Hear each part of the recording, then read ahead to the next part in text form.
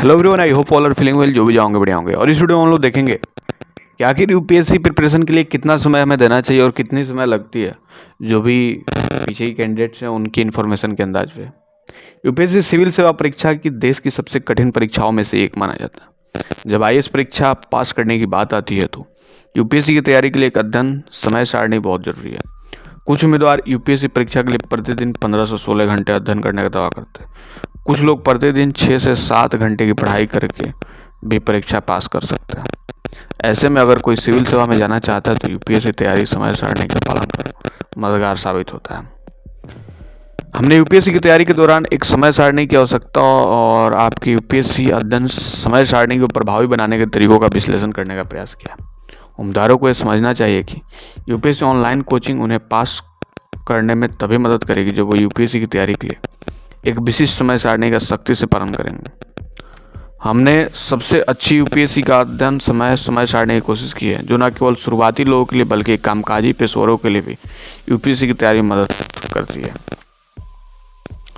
जो एक सुनियोजित कार्यक्रम के साथ अपनी परीक्षा की तैयारी शुरू करने के लिए इशारे हैं।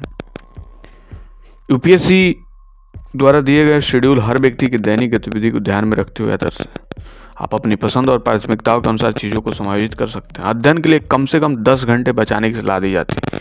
इसकी सफलता सुनिश्चित करने के लिए आपको अपना पूरा समय देना चाहिए। जैसे यदि कोई व्यक्ति सुबह में 5:30 में जगता है तो 5:30 से 6 बजे तक व्यायाम, योग, पैदल चलना आदि शामिल है। फिर सुबह में 7 बजे से लेकर 9 बजे तक अध्ययन कर सकते हैं।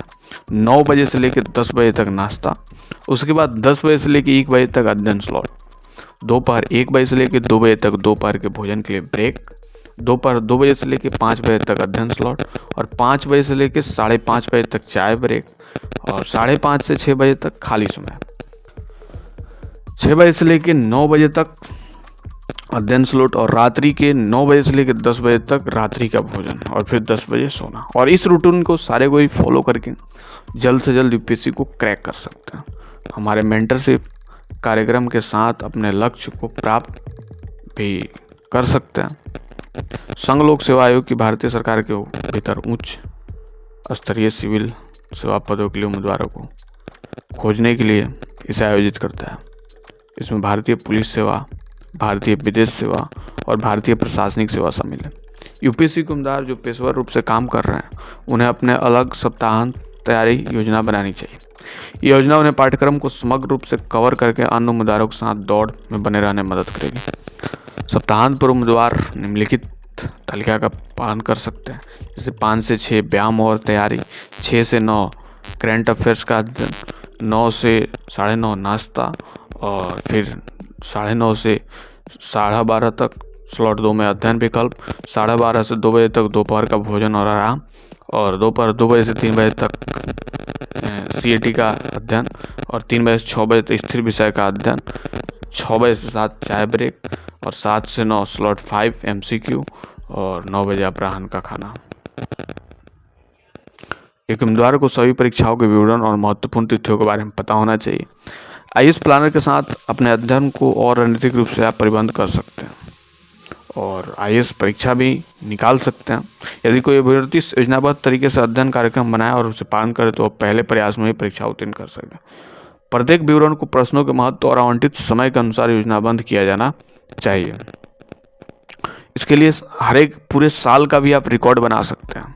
नौकरी के साथ यूपीएससी की तैयारी के लिए बात करें तो रणनीति और समय काफ़ी अलग होगी, क्योंकि उम्मीदवार के पास अधिक दायित्व होंगे और अध्ययन के लिए कम समय होगा। ऐसी स्थिति में आपको सप्ताहांत में पूरी मेहनत करनी होगी, जबकि सप्ताह के दौरान 3 से 5 घंटे का अध्ययन कार्यक्रम बनाए रखना होगा। जबकि आपके पास सप्ताहांत पर ज़्यादा समय होगा, इसलिए पढ़ाई के लिए कुछ घंटे जोड़ना ना भूलें। कभी कभी इसे समय उपयोग फिल्म देखने या दोस्तों के परिवार के साथ खाने में भी कर सकते हैं। ऐसी गतिविधि में ज़्यादा समय नहीं लेती है।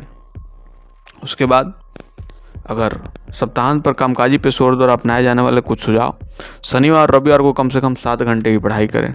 नाश्ते के समय एक संक्षिप्त ब्रेक, अगले दिन घंटे पिछले सप्ताह के दौरान आपने जो भी सीखा है उसके साथ पिछले 4 महीनों के दौरान अपने द्वारा पढ़े गए जीएस विषयों की समीक्षा करने में लगा। और इन सारी चीज़ों को फॉलो करके आप जल्द से जल्द यूपीएससी को क्रैक कर सकते हैं।